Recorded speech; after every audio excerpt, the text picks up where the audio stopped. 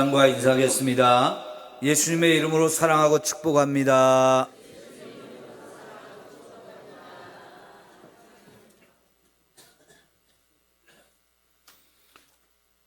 오늘 삼성교회 아주 역사적인 날이라고 할 수 있습니다. 우리가 작년에 창립 60주년을 맞이해서 기념교회를 베트남에 건축을 했고요. 또 오늘 또 베트남의 선교사님을 파송할 수 있는 귀한 은혜를 주셨기 때문입니다. 삼성교회는 너무나 처음 있는 아주 역사적인 뜻깊은 날이라고 할 수 있는데요. 이런 날을 주신 우리 하나님께 진심으로 감사합시다. 전도나 선교는 하나님이 가장 기뻐하시는 일입니다. 왜 그럴까요? 죽어가는 영혼을 구원하는 일이기 때문에 그렇습니다. 우리가 전도하지 않으면 지옥에 갈 영혼들이 많아요. 근데 우리가 전하는 이 복음을 듣고 그 지옥 갈 사람들이 천국 가는 길이 활짝 열려지는 것이죠. 그래서 이 일을 하나님이 가장 기뻐하시는 일인 겁니다. 하나님은 이 일을 위해서 하나님의 아들 예수님을 이 땅에 보내주셨습니다. 그 예수님은 그 사명을 가지고 오셔서 자기의 생명을 십자가에서 우리에게 내어주셨어요. 거기서 죽으시고 부활하심으로 지옥 갈 인생들이 천국 갈 수 있는 놀라운 이 구원의 문을 활짝 열어주신 거지요. 예수님께서 이 구원의 문을 그렇게 열으신 다음에 예수님의 제자들에게 땅끝까지 가서 모든 민족에게 이 복음을 전하라고 사명을 주셨어요. 세상의 어떤 나라도 어떤 민족도 제외하지 말고 모든 민족에게 가라는 겁니다. 모든 나라 모든 백성에 가서 이 복음을 전해서 그들을 제자로 삼으라고 말씀을 하셨어요. 요한복음 3장 16절에서는 여러분이 잘 알듯이 이것은 하나님이 세상을 너무너무 사랑하셨기 때문에 자기 아들을 죽여서라도 저와 여러분을 구원하기를 원하셨다라고 말씀을 하지요. 이렇게 전도와 선교를 통해서 많은 영혼을 구원하는 일, 이 귀한 사명을 오늘 저와 여러분에게도 주셨고 이 사명을 또 우리가 깨닫기에 하나님 앞에 이렇게 전도도 하고 선교도 할 수 있는 이 놀라운 은혜 주신 줄 믿습니다. 저와 여러분은 전도가 되었든 선교가 되었든 최선을 다해서 이 일을 함께 감당할 수 있기를 축원합니다. 오늘 마태복음 28장 16절에서 20절에 보면 너희는 가서 모든 민족을 제자로 삼으라 그랬어요. 내가 세상 끝날까지 너희와 항상 함께 있을 테니까 너희는 모든 민족에게 가고 그리고 거기에서 만나는 모든 사람들에게 복음을 전해서 그들을 예수님의 제자로 삼으라고 말씀을 하십니다. 마가복음 마지막 장 16절 17절에 보면 너희는 온 천하에 다니며 만민에게 복음을 전파하라 그랬습니다. 온 천하 만민이라고 말씀하고 있죠.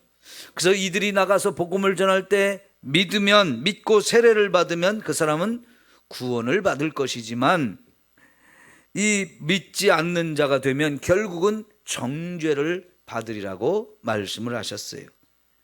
누가복음에서도 제일 끝에 가면 24장 47절에 이렇게 말씀합니다. 또 그의 이름으로 죄 사함을 받게 하는 회개가 예루살렘에서부터 시작하여 모든 족속에게 전파될 것이다 라고 말씀하셨고 너희가 이 일의 증인이라고 제자들을 증인으로 세워주셨죠. 이제 사도행전 앞장 1장 8절에 보면 오직 성령이 너희에게 임하시면 너희가 권능을 받고 예루살렘과 온 유대와 사마리아와 땅 끝까지 이르러 내 증인이 되리라라고 말씀을 하셨어요. 이렇게 거의 대부분의 복음서 그리고 요한 사도행전까지 예수님의 제자들에게 너무나 엄청난 사명을 주고 있는 것을 우리가 볼 수 있지요. 이렇게 사명을 받은 제자들이 어찌했습니까? 사도행전 2장부터 이제 예수님의 성령을 받고 증인이 되어지기 시작하는데요. 그들이 첫 번째 나가서 복음을 전할 때 그날 하루 3,000명이 예수님을 믿게 되었고요. 또 며칠 후에 5,000명이 또 구원받는 역사가 일어났습니다. 이것은 복음을 전할 때 성령께서 함께해 주심으로 인해서 수많은 영혼이 이 복음을 받아들이고 구원받는 놀라운 일이 강력하게 이루어졌다는 것을 우리에게 보여주는 거였어요. 그렇게 계속해서 더 많은 사람들이 예수님을 믿게 되어질 때에 안타깝게도 예루살렘 교회는 예루살렘에만 머물러서 거기서만 복음을 전했어요. 분명히 예수님은 땅끝까지 가라고 그랬는데 아직은 이 제자들이 예루살렘을 떠날 생각을 못하고 있을 때 분명 예루살렘에서는 많은 부흥이 일어났고 놀라운 일도 일어났습니다. 그런데 복음을 전하러 더 먼 곳으로 가지 않는 거예요. 그래서 하나님이 하신 일이 뭡니까? 하나님께서는 이 예루살렘 교회에 갑작스런 핍박을 허락하셔서 어떤 사람은 잡혀가기도 하고 어떤 사람은 죽기도 했어요. 그러니까 이 핍박이 두려운 사람들이 하나씩 둘씩 예루살렘을 떠나서 사방으로 흩어지게 되었는데요. 이미 그들은 성령으로 충만해져 있었기 때문에 흩어진 곳에서 그냥 있지 않고 그곳에서 만나는 사람들한테 조심스럽게 복음을 전했더니 자기들이 전하는 이 복음을 듣고 또 많은 영혼이 구원받는 것을 경험하면서 자기들 또 놀랐어요. 여러분, 왜 성령이 예루살렘 교회에 이렇게 핍박을 가하셨을까요? 그들이 예루살렘에 머물러서 더 다른 곳으로 복음을 전하러 가지 않았기 때문에 다른 곳에 복음을 전하기를 원하시는 하나님은 핍박이라고 하는 이 방법을 통해서 예루살렘에 있는 사람들을 사방으로 흩어지게 하신 겁니다. 그리고는 그곳에서 복음을 전하게 했고 그들이 전하는 이 복음을 듣고 또 많은 영혼이 구원받게 됨으로 인해서 이제 예루살렘에 머물던 이 복음이 온 유대로 증거되어졌습니다. 그런데 이제 성령께서는 그것으로 만족하지 아니하시고 이제 어떤 성도들을 사마리아 땅에도 보냈는데요. 유대인으로서 자기들 땅 가운데 있는 이 사마리아 사람들을 싫어해서 미워해서 복음을 전하지 않았는데 성령께서는 거기에도 복음을 전하게 하셨죠. 그랬더니 거기에서도 많은 영혼이 구원을 받는 걸 보면서 또다시 한번 놀라게 됩니다. 아, 하나님께서는 이렇게 이런 사람들까지도 우리에게 복음을 전하게 하시고 이런 사람들도 구원하시는구나. 근데 성령께서는 거기서 멈추지 않으셨습니다. 10장에 가면, 사도행전 10장에 가면 이제는 베드로를 고넬료라고 하는 이방인의 집에 보내서 거기에 있는 이방인들도 복음을 받아들이고 예수 믿고 구원받는 일을 이루게 하셨죠. 이렇게 해서 여러분, 예루살렘, 온 유대, 사마리아, 그 다음에 민족의 경계를 뛰어넘어서 이제 이방인에게 복음을 전하는데 베드로가 그 문을 열게 되었지만은 이제 본격적으로 세계 선교의 사명은 안디옥 교회에서 시작하게 하셨습니다. 예루살렘 교회가 그 일에 열정을 내지 못할 때 하나님께서는 또 다른 안디옥 교회를 세워주시고 그 안디옥 교회에서 바울과 바나바 이 두 사람을 세계 선교에 헌신할 수 있도록 하시고 그들을 통해서 세계 선교가 시작된 것이죠. 여러분, 우리 삼성교회가 지금 선교사를 파송하게 되어지는 것은 하나님이 그 안디옥 교회를 통해서 이루셨던 이 선교 사역에 우리도 함께 동참하는 일이 되어지는 줄 믿습니다. 안디옥 교회는 하나님이 주신 이 사명을 위해서 선교사를 파송하고 그 파송한 선교사들을 위해서 끊임없이 기도하고 필요한 물질들을 계속 공급해 주면서 이 선교를 통해서 복음이 저 멀리 더 많은 사람들에게 증거될 수 있도록 더욱 열심히 그 사명을 감당한 것을 볼 수 있습니다. 이것처럼 우리 삼성교회도 이제 시작하는 이 선교 사역에 정말 함께 최선을 다해서 감당하는 우리 모두가 되기를 축원합니다. 예루살렘 교회도 뒤늦게 이제 선교에 동참했지만은 안디옥 교회 같이 그렇게 활발하게 하지는 못했습니다. 안디옥 교회가 정말 모범적으로 이런 일을 열심히 감당해 왔는데요. 자, 여러분, 선교를 가만히 살펴보면 큰 교회라고, 재정이 많은 교회라고 선교를 하는 것은 아닙니다. 교회는 크고 재정도 많은데 선교를 못하는 교회도 많아요. 우리 교회가 크지도 않고 재정적으로 넉넉하지도 않지만 그래도 이렇게 선교에 동참할 수 있게 하는 것은 하나님이 우리 삼성교회 주신 특별한 은혜가 아닐 수 없습니다. 얼마만큼 목회자와 성도들이 성령의 인도하심에 민감하게 반응하느냐, 그 성령의 인도하심에 얼마만큼 순종하느냐에 따라서 선교를 할 수도 있고 안 할 수도 있는데, 저나 여러분에게 이 선교할 수 있는 마음을 허락하시고 또 우리가 그 일에 순종하게 하셔서 이렇게 할 수 있게 된 거, 하나님께 감사할 일이고 하나님이 저와 여러분에게 큰 은혜와 축복을 주셨기 때문인 줄 믿습니다. 이번에 특별히 이렇게 선교사님들을 파송하면서 몇몇 성도들이 헌신을 하셨고 또 부족한 부분은 우리 당회원들이 다 이렇게 헌신을 하셔서 선교비가 준비되고 그래서 이렇게 파송하게 되었는데, 저는 우리 장로님들한테 진심으로 감사를 드립니다. 일단 여러분들의 많은 기도가 모였기 때문에 이렇게 우리가 선교사님을 파송할 수 있는 귀한 은혜를 주셨다고 생각합니다. 근데 이 선교에 우리가 참여를 할 때 훌륭한 선교사를 만나는 일도 정말 쉽지 않은 일이에요. 왜냐하면 수많은 선교사들이 가지만 그 선교사들이 안타깝게도 선교의 일을 제대로 못하는 분도 사실은 많습니다. 그러나 오늘 우리에게 만나게 하신 이 두 분의 부부 선교사는 정말 훌륭한 선교사님들인데 이렇게 좋은 분을 만나서 함께 할 수 있게 된 거 너무나 감사한 일입니다. 오늘 여기 앞자리에 와서 계시는데 잠깐 일어나셔서 뒤로 돌아서서 한번 얼굴 좀 보여주시고 인사 좀 해주세요. 부부가 되십니다. 예, 감사합니다. 두 분 선교사님은 대전에서 교육 사업을 하시면서 돈을 좀 많이 버셨어요. 하나님이 물질의 축복을 많이 주셨는데 아마 선교사로 헌신하지 않았으면 잘 먹고 잘 살았을 거예요.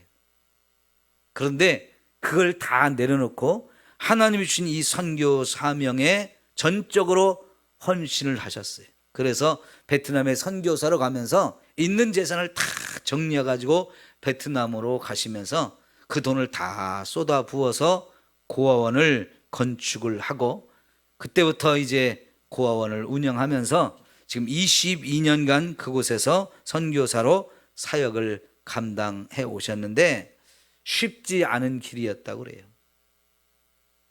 많은 어려움들이 있었는데 그런 일들을 감당하면서도 이렇게 선교를 포기하지 않고 지금까지도 오셨고, 또 고백은 죽어도 거기서 죽고 거기에 뼈를 묻겠다는 이런 마음을 가지고 지금도 이 선교를 계속하고 있습니다. 여러분, 베트남이라는 나라는 지금도 공산국가입니다.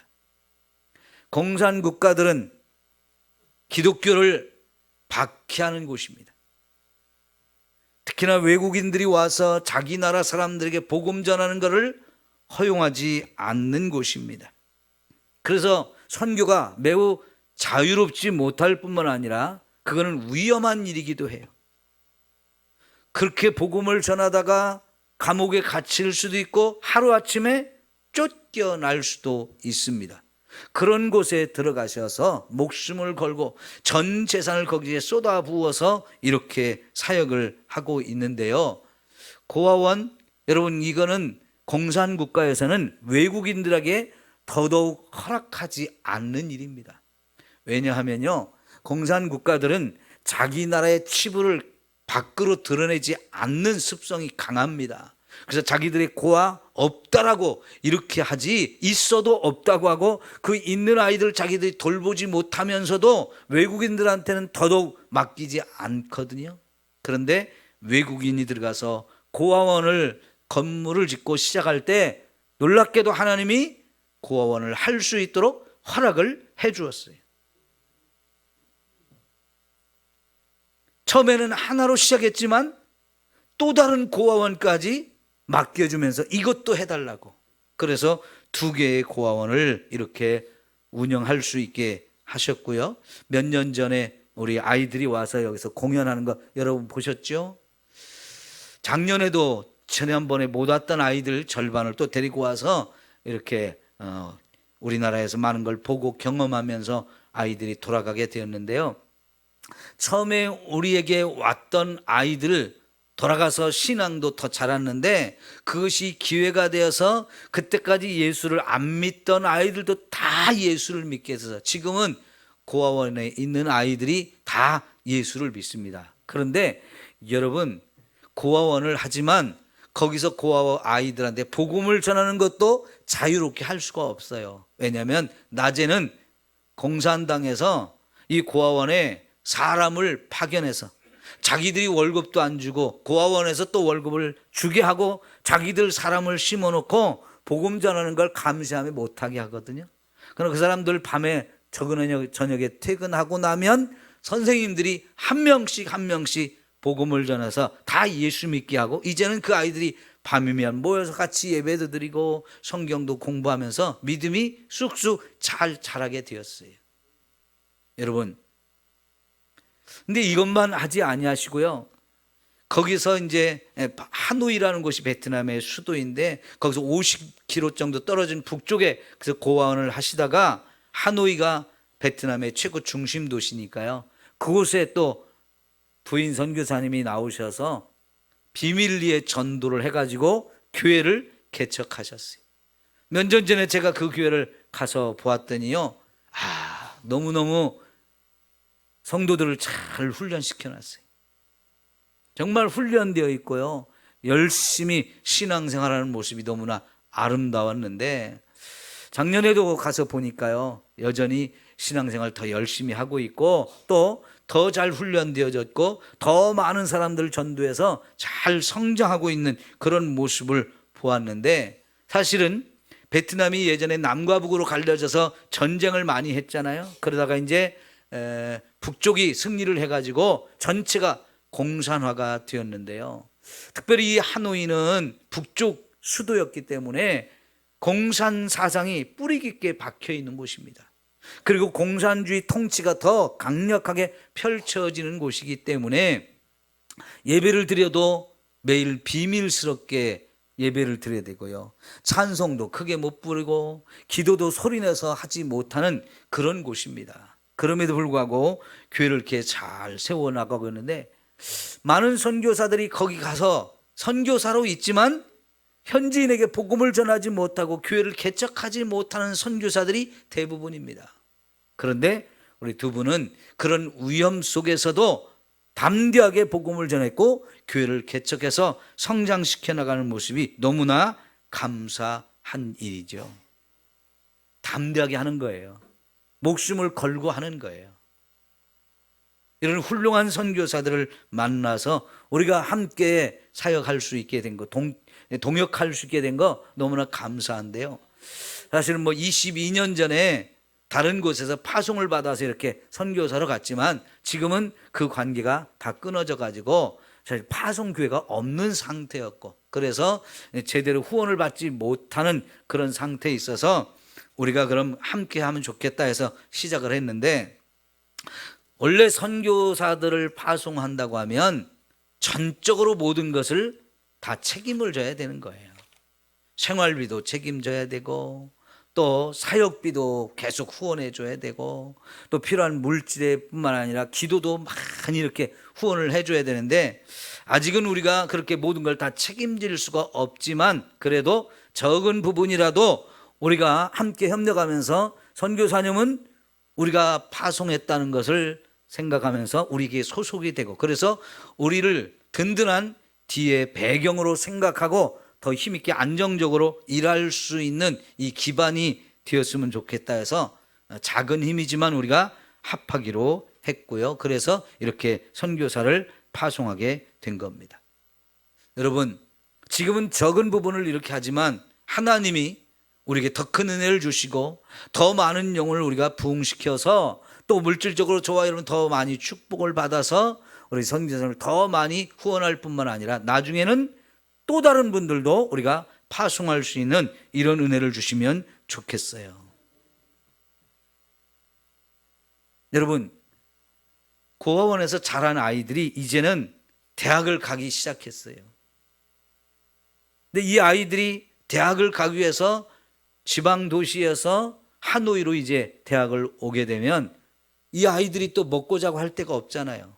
그러니까 하노이에 교회를 개척한 또 다른 이유는 거기에 아이들이 학사관을 만들어서 거기서 먹고 자고 할 수 있는 곳도 만들고 계속해서 신앙생활도 하고 거기서 대학에 공부를 하면서 교회와 베트남의 훌륭한 일꾼들로 세워야 하기 때문에 이런 일이 얼마나 귀한 겁니까? 베트남은 예전부터 불교 국가였어요. 워낙 그게 뿌리가 깊기 때문에 공산화가 되었어도 불교는 막지 못했어요. 옛날에 프랑스 식민지였기 때문에 프랑스 사람들이 와서 캐토릭을 전해주고 그 캐토릭도 조금 남아있고 하지만 개신교는 지금 1%밖에 되지 않아요.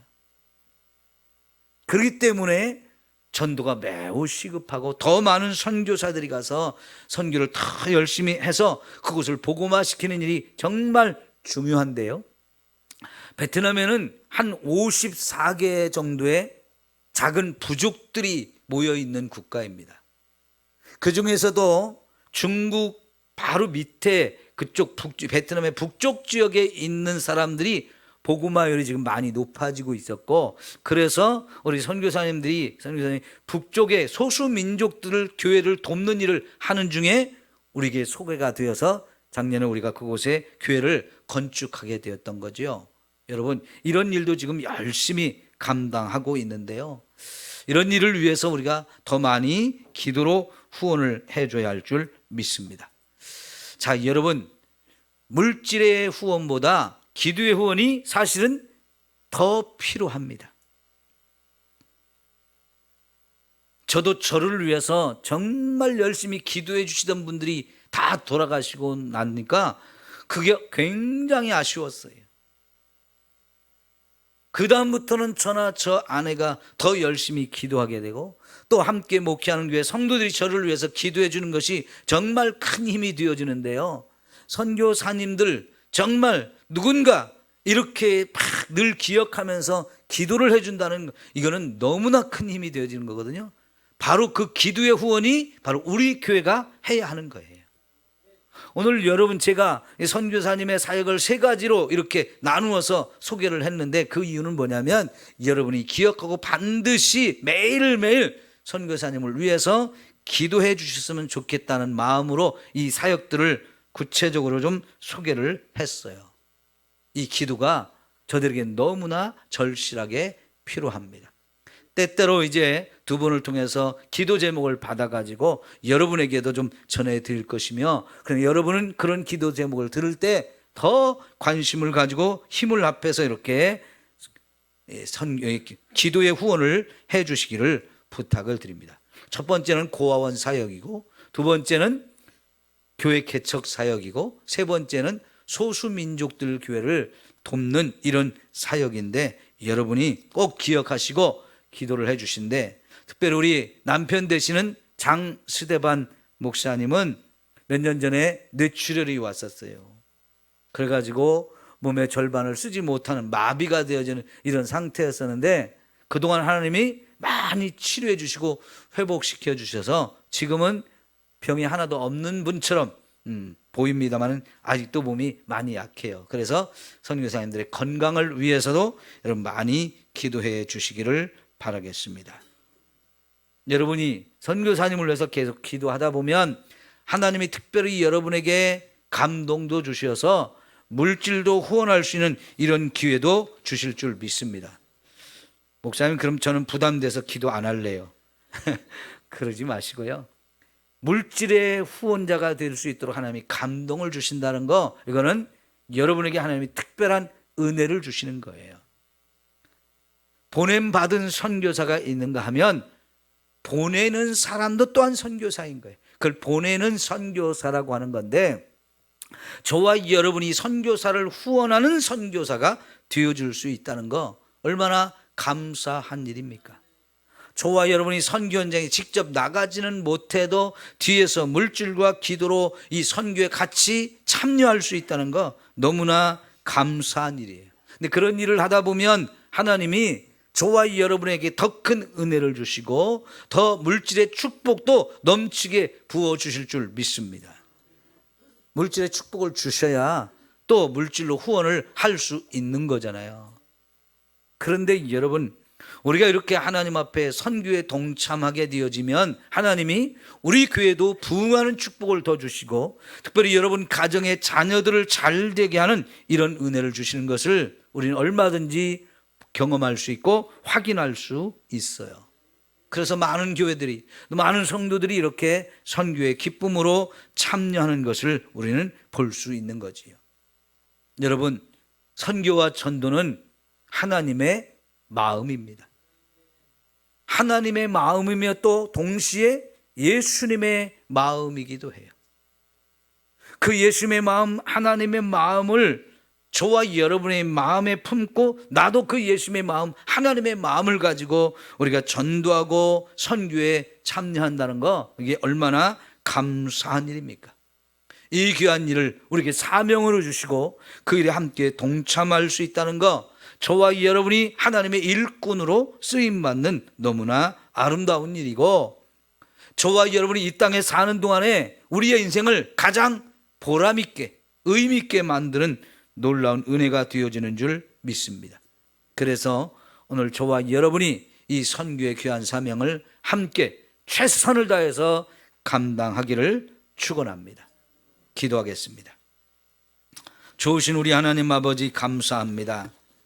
오늘 우리 삼성교회가 이제 창립 60주년을 기념하면서 선교사를 파송할 수 있는 놀라운 은혜를 주시니 감사합니다. 어린아이 몇 명으로 시작된 우리 삼성교회, 겨자씨 같은 그런 교회였지만 60년을 하나님이 지켜주셨고 이만큼 성장하고 이만큼 우리 교회 함께 복을 받게 하시니 감사합니다. 이제는 선교사를 파송할 수 있는 너무나 놀라운 일을 우리에게 허락하시니 감사합니다. 하나님 아버지, 앞으로 이 일을 더 잘 감당하게 하시고 더 많은 성도들이 기도와 물질로 동참해서 하나님의 뜻을 같이 이루어 나가는 아름다운 은혜를 주시옵소서. 특별히 우리 장스데반 선교사님, 남숙경 선교사님 이렇게 만나게 하신 것 감사합니다. 너무나 훌륭하고 하나님 앞에 아름답게 헌신한 이런 귀한 선교사님들 만나서 우리가 후원하고 파송할 수 있게 하셨으니 감사합니다. 지금은 작은 부분을 우리가 후원을 하지만 하나님 아버지, 이것으로 시작해서 더 귀하게 더 아름답게 후원하고 또 발전해서 큰 일들을 이루게 하시옵소서. 베트남에 정말 복음의 역사가 일어나야 되겠습니다. 그 한 축을 우리 두 분이 감당할 수 있도록 축복하시고 더 많은 교회들이 후원자로 함께 나서서 후원하면서 이 귀하고 아름다운 일을 이루게 하여 주시옵소서. 하나님 아버지, 특별히 건강을 허락하여 주시옵소서. 연약한 육체를 치료의 손길로 어루만져 주셔서 잘 감당하게 하시고 홀로 떨어져 사는 아들을 하나님이 기억하시고 눈동자같이 보호하시며 이 아들을 축복하여 주시옵소서. 부모와 자식이 또 이렇게 서로 자주 보지 못하고 오가지 못하는 안타까운 일들이 많은데, 그때마다 주님이 옆에 계셔서 더 큰 위로와 사랑으로 채워주심에 더 감사하며 이 일을 감당하도록 축복해 주시옵소서. 예수 주님의 이름으로 기도하옵나이다. 아멘.